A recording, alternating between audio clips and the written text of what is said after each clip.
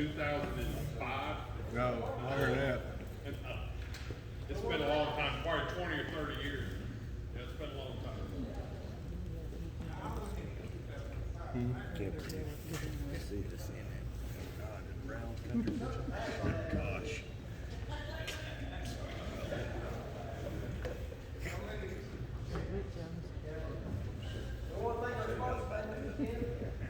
Thank you so much. Barb, you're up. Peter, where's your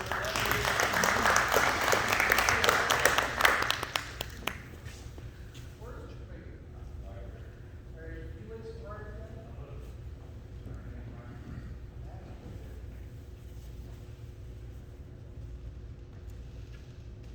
All right. Thank you guys for coming today. My name's Peter. I'm the pastor here at First Southern for about 2 months now. But it's just an honor to be able to host you guys. Just been friends with Jason and friends of the chamber and Brian. Helped flip hot dogs back when we used to do that a lot at softball. So it's been a good partnership. But let's pray.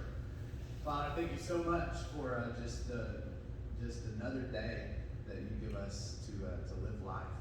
And Father, for those of us in here who are believers, Lord, I ask that you would just constantly remind us to take every opportunity to show the love of Jesus.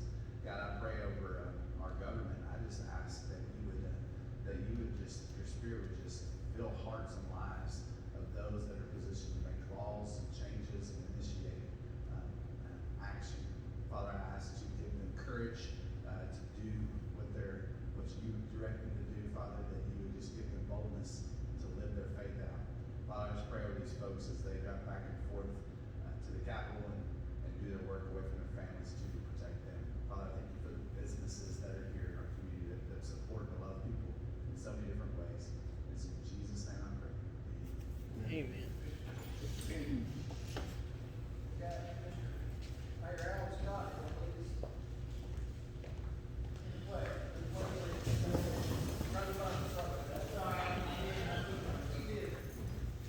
Allegiance to the flag of the United States of America, and to the republic for which it stands, one nation, under God, indivisible, with liberty and justice for all. Live on.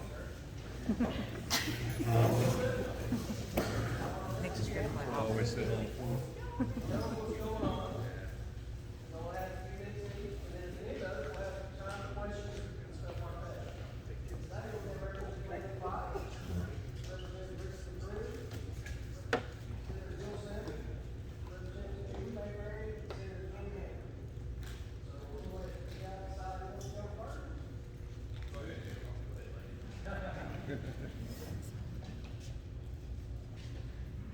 All right, I thank you for inviting us here today at First Southern. We appreciate you hosting this, and Rick, we appreciate breakfast. And let me get started here. At some point during the week, there had been 560 House bills filed, 390 Senate bills filed. You know, you go, man, that's a lot of bills, but a lot of these are just actually amending a bill. One of the bills we had that we did yesterday at the Judiciary, Chris Walton from the prosecutor's office, was look back on the DUI. So it wasn't really a new bill, it was just amending an existing bill. And I'd say the majority of the bills we do are like that. There are 43 constitutional amendments filed.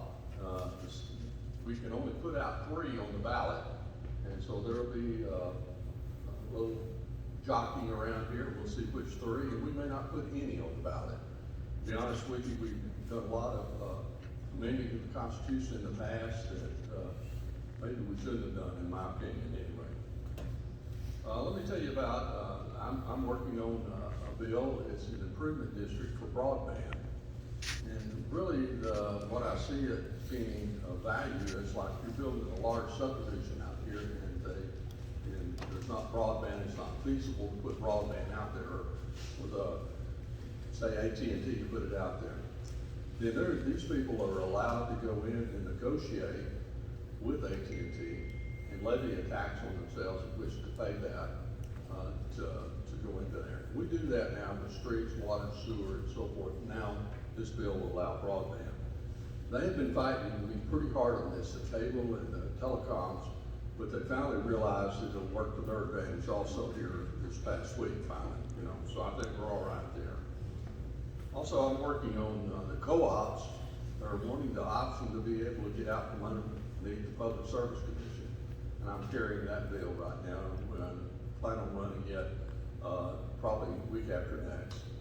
And also the other bill that I'm running is the soft drink tax.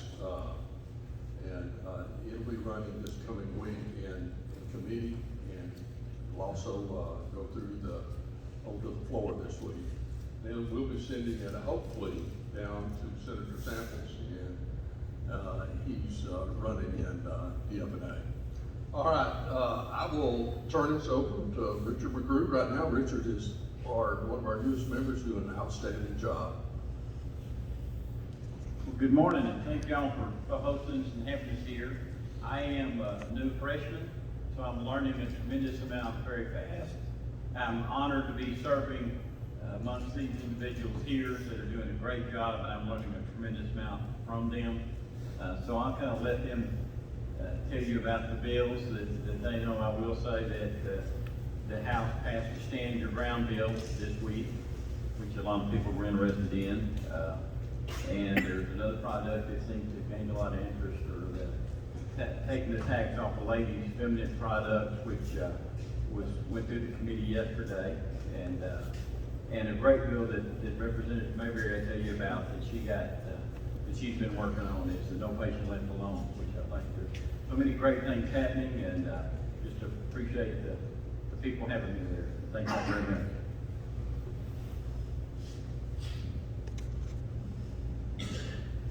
Thank y'all. And I guess since y'all have been having this for 30 years, and I was elected in 2005, but anyway, seems like it's something that always comes up, and I could make this is my first time to be over here.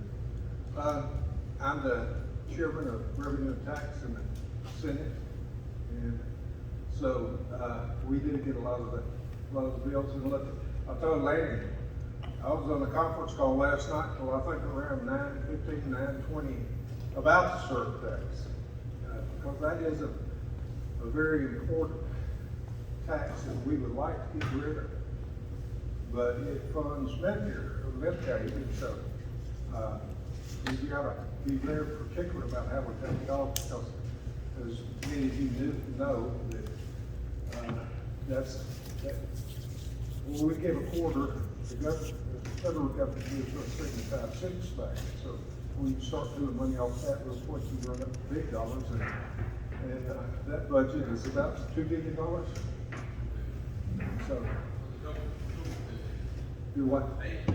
Oh yeah, but our part is there too, and so we deal with some pretty good sized numbers, and it is my policy in the Senate that we will take and hear the Senate bills, any bill that's got a fiscal impact on our budget, then we hold it. We did not take a vote on it until we figure out how we're going to take it and how our budget is going to end up, because as all of y'all know, we operate on a balanced budget.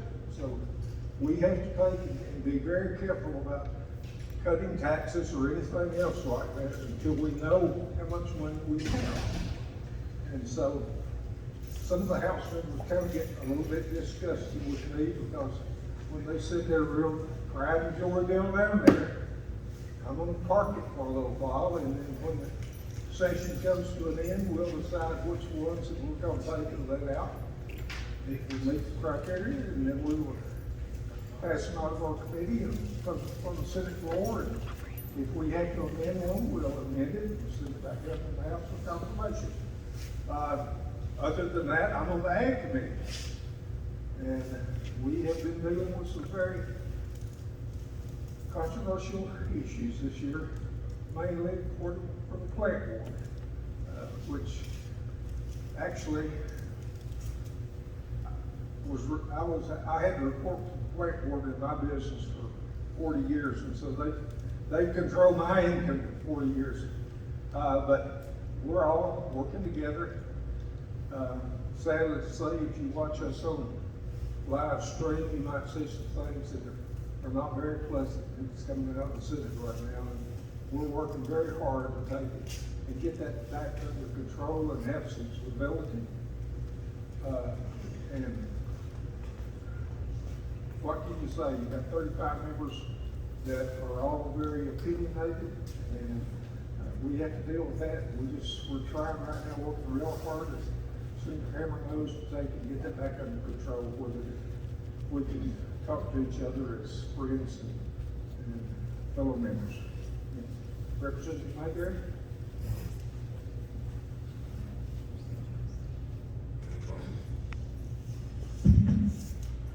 Good morning. I'm glad to be here because I'm actually getting to see members and hear from members kind of more one-on-one. I don't think I've seen Senator Sample in person. Oh, okay. Oh, at the press conference, yes. Well, it's a very different world because of COVID. You know, we all kind of, at least I do, stay as far away as I can, which makes it difficult to have conversations. So I do a lot of it through phone calls and text and emails, a lot more than I used to. It's a very different world. Which leads me to, we are 2 weeks shy of the anniversary of the day that Saline County schools were closed because of COVID. 2 weeks away from the 1-year anniversary.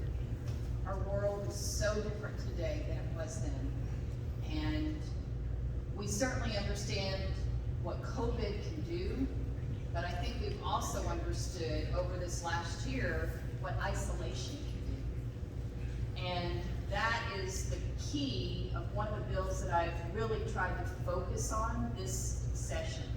And it's my #1 bill, and pretty much I've put all my energy into it and let everything else kind of go to the side. Not that I'm not paying attention to the other things, but it's so important to me. It's House Bill 1061, and it's called No Patient Left Alone Act. And what we are seeing as a result of COVID is that we were seeing patients not being able to have a loved one with them in a hospital, in a long-term care facility, in hospice, even in a doctor's office. And I truly believe that this is the worst human experience, or experiment, I should say, worst human experiment in social isolation. The unintended consequences of trying to keep people safe from this virus has also made our healthcare kind of fall apart. I truly believe that a lot of healthcare is also mental health care.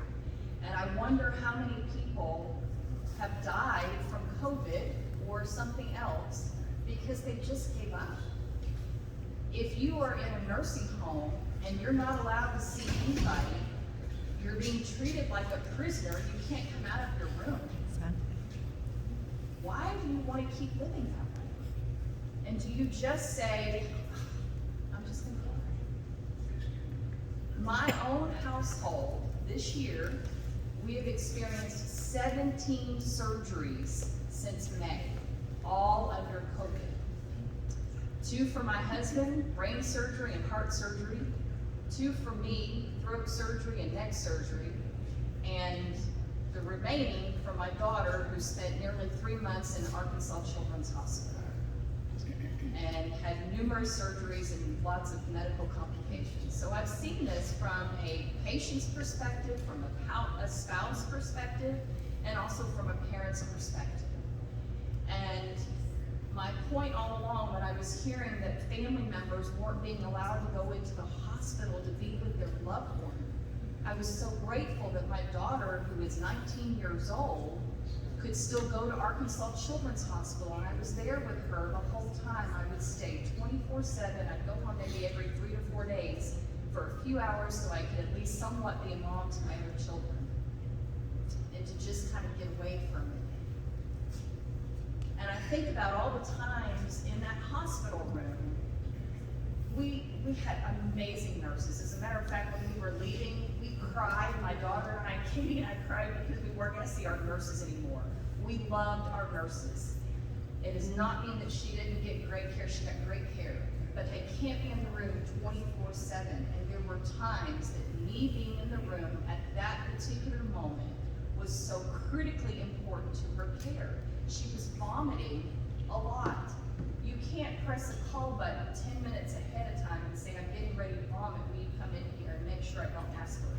That's not reality. And so I think about all those situations that could have happened had I not been there.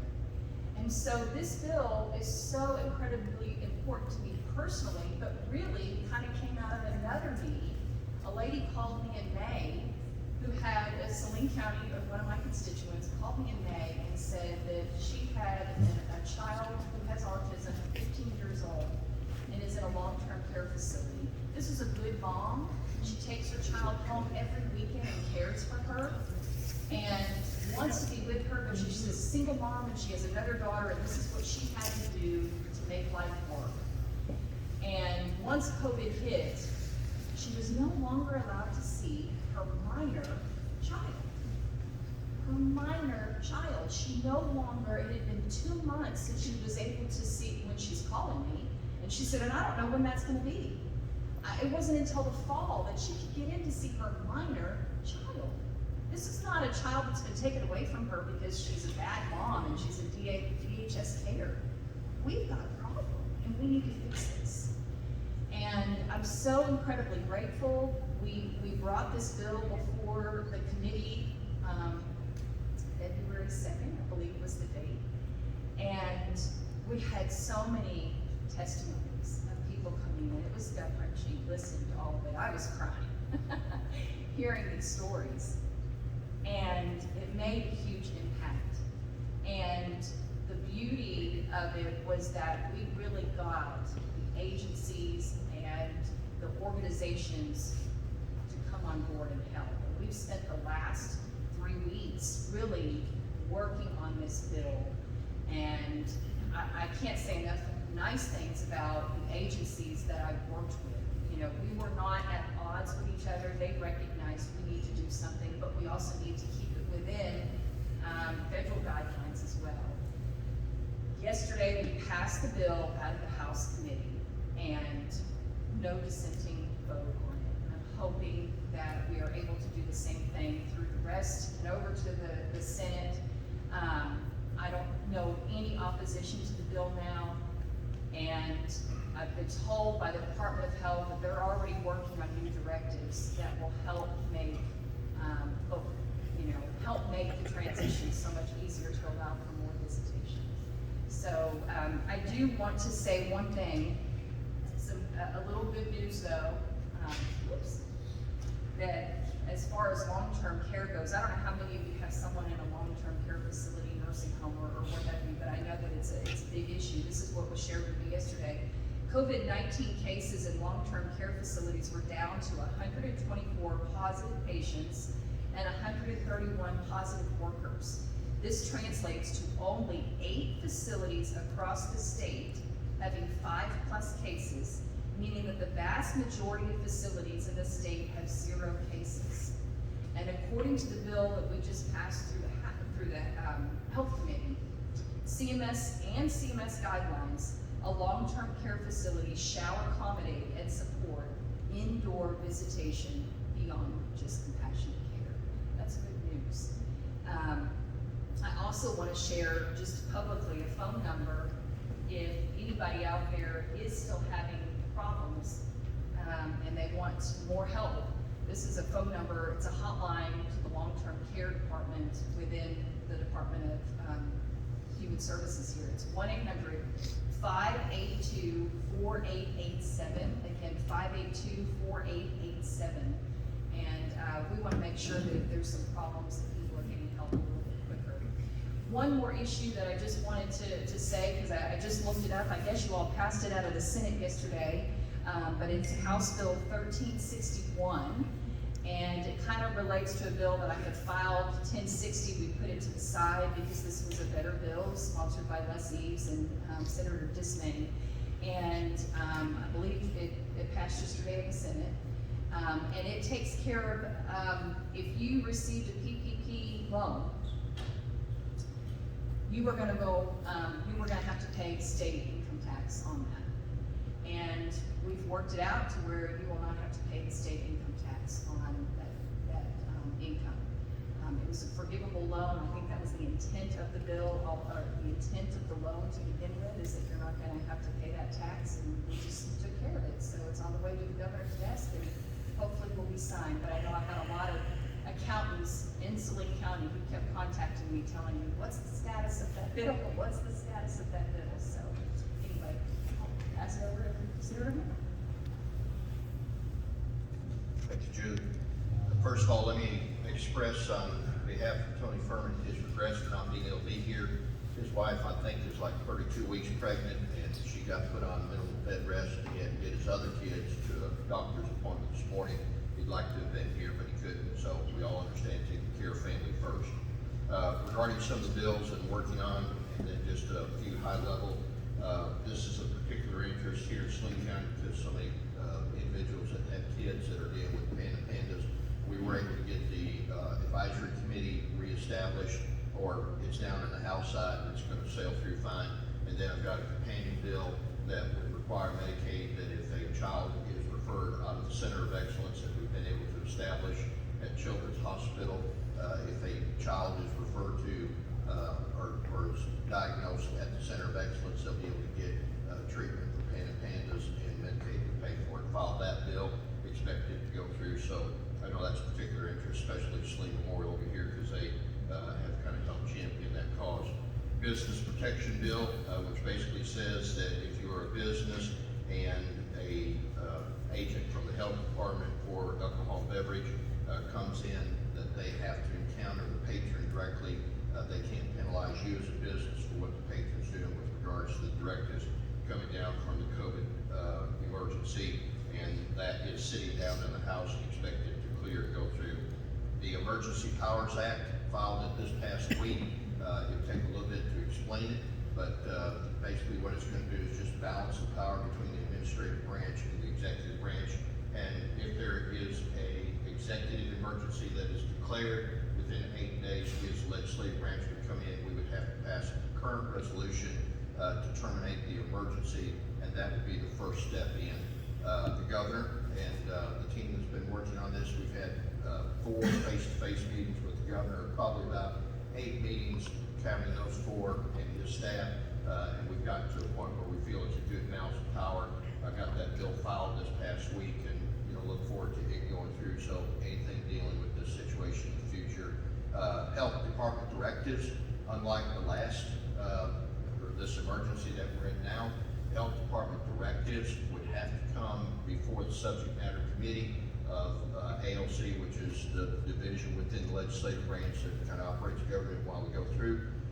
They would all have to come before us for review and for approval. So it inserts us into the process so that when you as constituents come to us and say, hey, this ain't right, we will have a chance as your representative to be able to insert those thoughts into the process so that we can terminate some of the things that we've been asked to get terminated.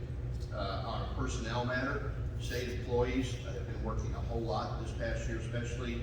A lot of them have accumulated leave that they are not going to be able to take, and with the system is set up now, that leave falls off the book at the end of the year. And so what this would do is any hours above 45 hours, the agency for which they work will have to pay them out above the 45 hours, which is only a fair thing because otherwise they're working for free. And I don't think any of us think that's right. And so what the bill will do is anything above 45 hours will require the agency to pay it out. If they are that's for essential employees. For non-essential employees that accumulate over 45 hours, those will go into the catastrophic bank because what was happening before, they just vanished off the book. And so if you had 10, 15, 20 hours as a non-essential employee at the end of the calendar year, those hours just went away as though they never existed. So what we're doing is redirecting it back into the catastrophic bank because that catastrophic bank is used by employees of the state for like if they have an extended cancer or pregnancy and they're able to take off, now they're able to use that. And it's just a good policy for state employees to be able to do that. Representing at the request of Bryant School District, Karen, request brought to me, we have introduced a bill which is before Senator Sample's committee. They're on the books right now. If if you buy a textbook, the school district doesn't have to pay the tax on it. The problem is, schools aren't using textbooks very much anymore. They keep a few in-house, but the majority of it is tablets and things of that nature. They gotta pay the taxes on that. So what I've done is introduced a bill that would allow those to become tax deductible too, which is gonna help our school districts, because it would prohibit them from having to pay taxes on that. And kinda like what was said in committee the other day, Senator Sample made the comment, we're not living in that era anymore, we're living in this era, and we need to adjust the policies accordingly. Also,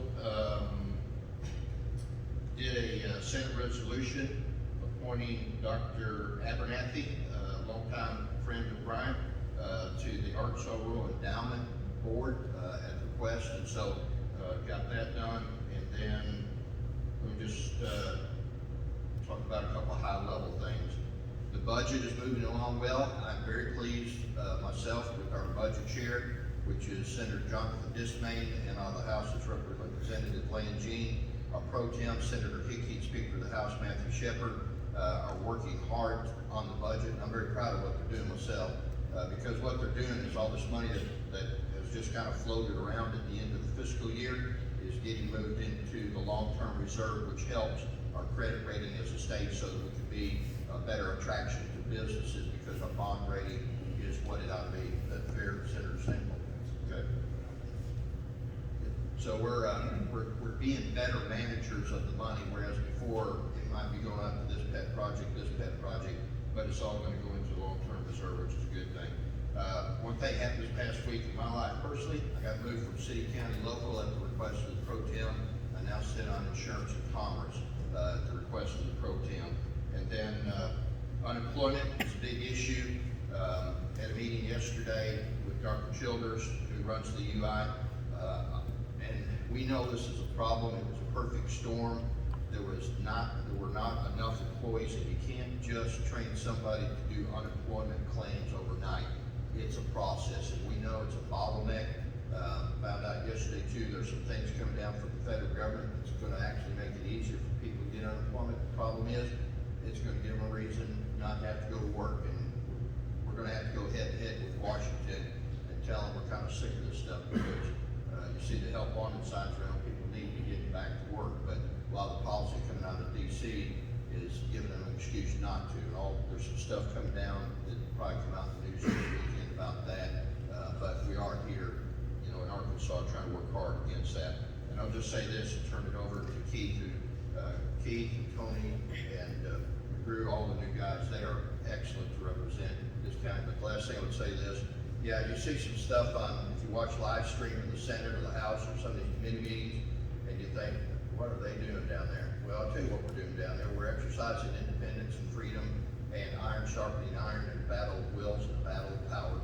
And just like a family, sometimes you fight with your family. At the end of the day, though, you come today to your family, you work it all out. So please don't judge what happens in just a snippet of the process. It's a long-term process, and we're proud to be representing you.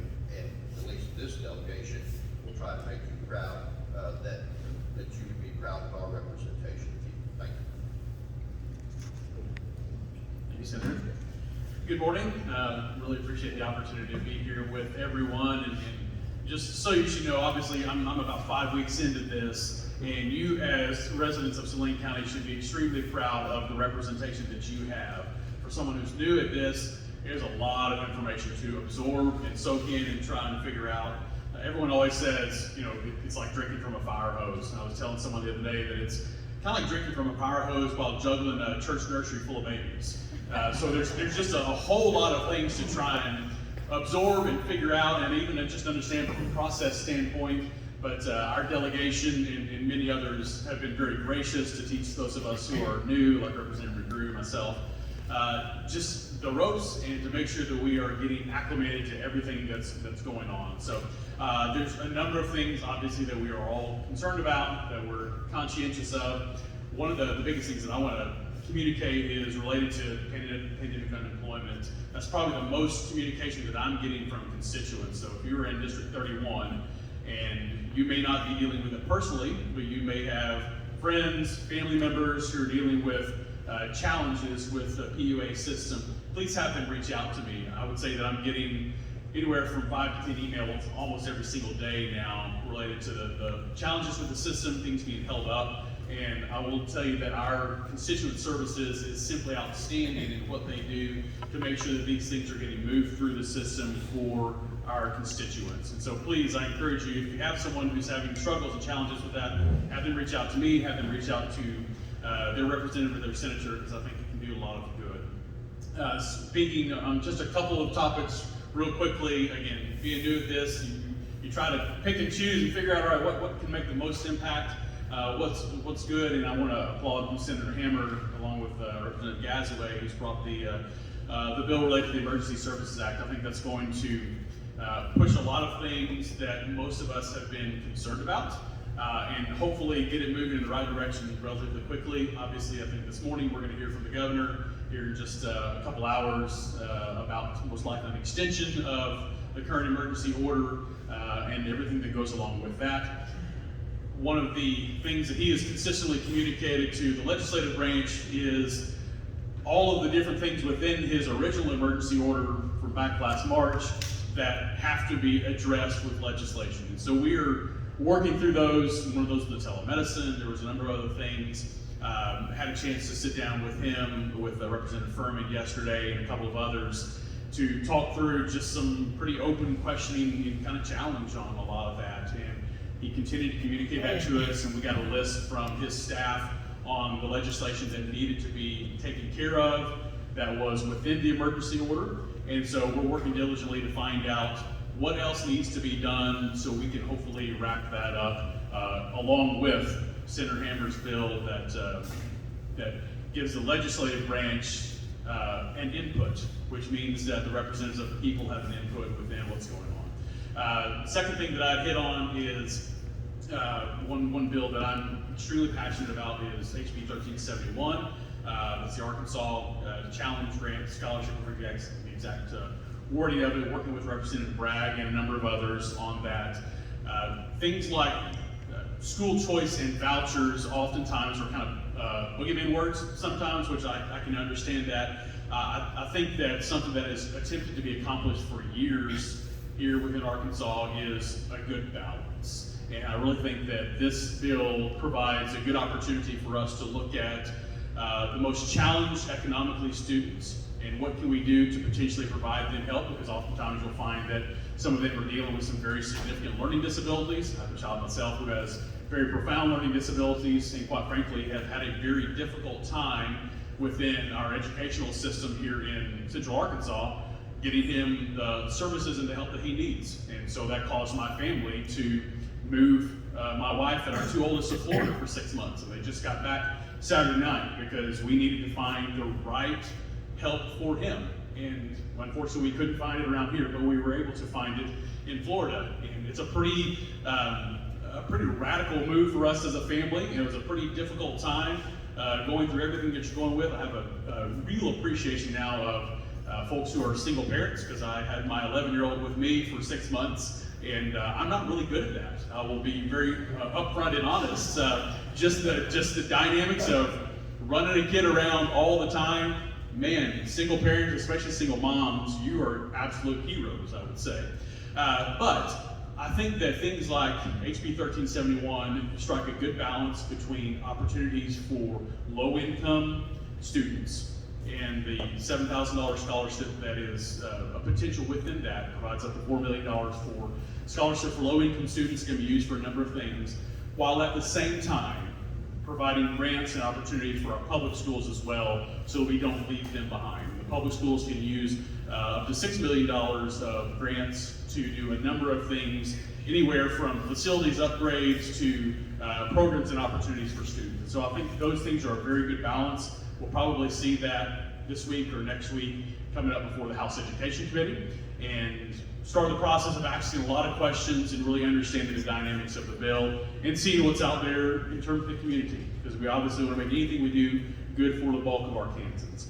So those are a couple things that I'm passionate about that I think we're still moving on. I'll certainly happy to entertain any concerns or questions that folks have, again, within constituents. If there's things that are important to you, to your small business, to your family, make sure that you reach out to us as representatives, because that's how we craft good legislation, is understanding what's going on within our community. So thanks for the opportunity to be here. We appreciate you.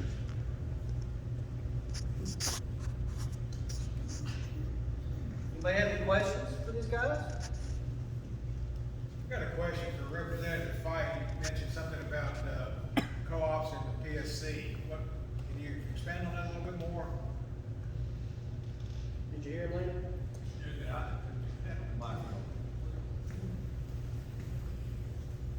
You mentioned that you were sponsoring a bill to help the co-ops to get out of the PSC. Can you expand on that a little bit more, how that works? Yes, it is permissive language. There's 17 different co-ops in the state of Arkansas, and right now they're under the Public Service Commission. And they're requesting that they come out from underneath it, mainly because their members are also their stockholders. They're a nonprofit, and that's one of the main reasons that they're wanting to come out is to, you know, a lot of times it's like Little Rock, the Public Service Commission, we dictate rules to them how to run their grid, but we never talk to the people who run the grid down there. And so the co-ops have been in business for 80 years. They have been providing rural electricity. They've been instrumental in rural water, rural fire, and now most of them are getting into broadband. So these people do an outstanding job for rural Arkansas. And if I can help them, I'm more than glad to help them. Thank you. Hi, Julie. You're my favorite person today. I'm a registered nurse at Saline Memorial, so I know exactly what you've been through. I'm also the daughter of a father that we had to leave the door of a nursing home last year and save our lives. But I'm also a nurse that is giving the COVID monoclonal antibody drug. We're giving people from all over Arkansas for that. I'm also a procedure nurse, an outpatient. So I know where you're coming from. You have an 18-year-old child, and on the nurse perspective, no parents around, and they're scared, and I know where you're coming from, and I really support you. My question is, how is Arkansas State Health? Are they helping, are they hindering, where do they fit in, what you trying to do?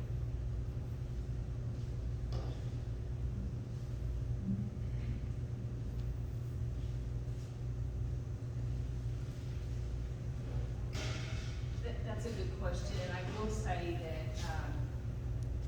everybody is trying to help right now. I truly have been pleasantly surprised. Going into this, I thought I would face all these walls, and due to that committee meeting, the testimony that was there, everybody wanted to help. And everyone has, you know, you can only go forward so far. You have to have caution.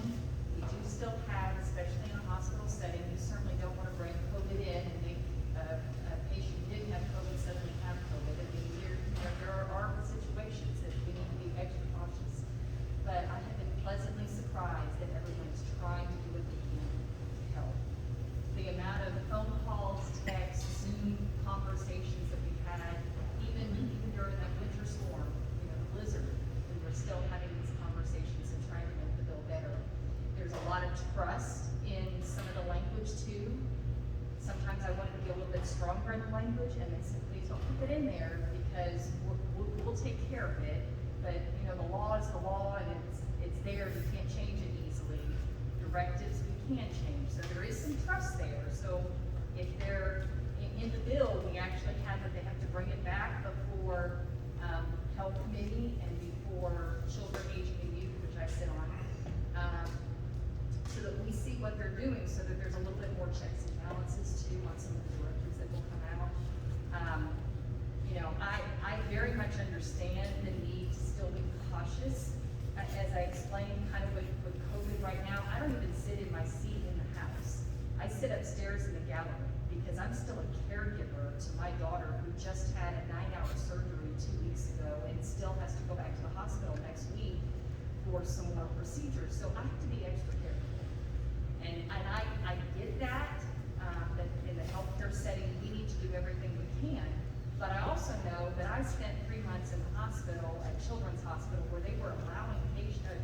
loved ones to come in. One, my husband and I couldn't both be in the room, but at least one.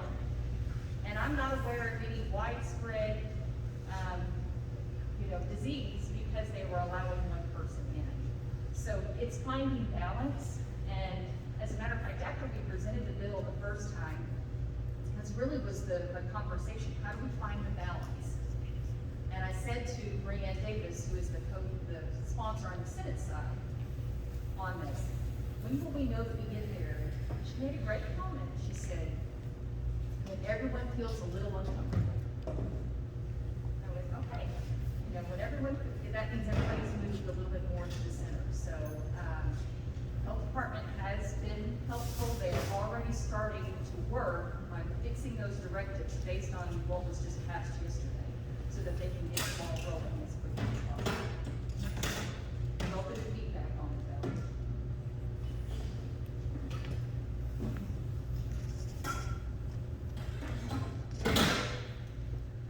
Hello, this is for everyone. Seeing as y'all are all Republicans, do you agree that Joe Biden is the legitimately elected president? Yeah, in a race.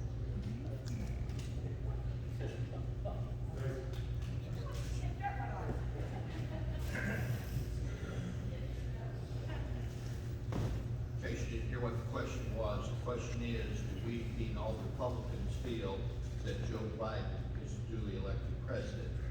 I'm gonna speak for myself, everybody else can too. Number one, I think that'd be a private question, not a public question. Number two, yes, he is. Time will tell, and there are things that are coming down the line, I think, that will reveal that we have flaws in the process. And what we do as responsible government is, we take and address those flawed processes, and we work like a civilized government in order to address them so that they don't repeat themselves once they've been established. And the way you establish things is it takes time, it takes process, it takes patience, it takes strong leadership, and that's the way that we're going to handle that matter.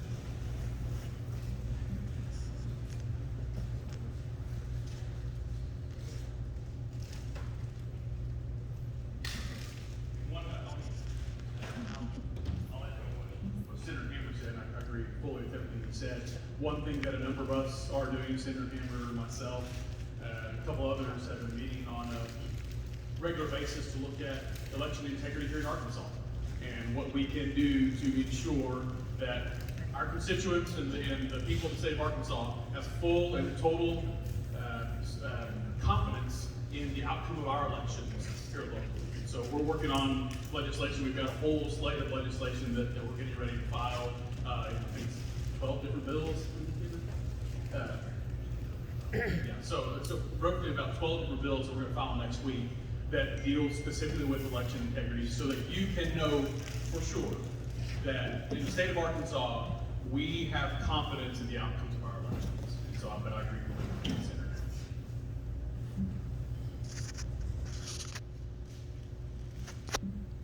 Anyone else?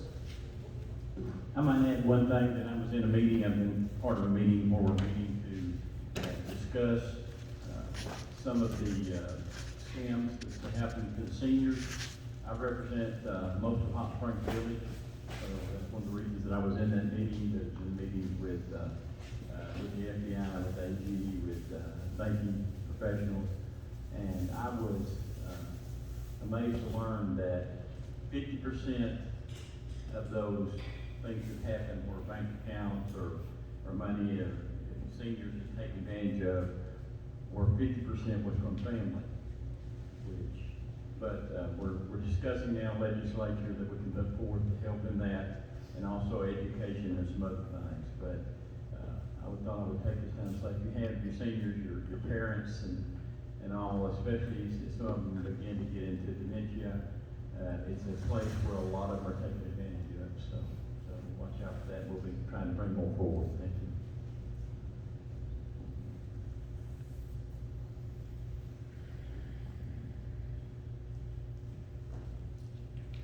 Anyone else have any questions? Y'all are easy today. All right, we want to thank you guys so much for your time. It means a lot to everybody here. It really does. our jobs as a chamber is to bring the community together, and we couldn't do that without y'all agreeing to do this. Gary and John and I were talking about, would you guys want to do this again in a couple weeks if we get together again? All right, great.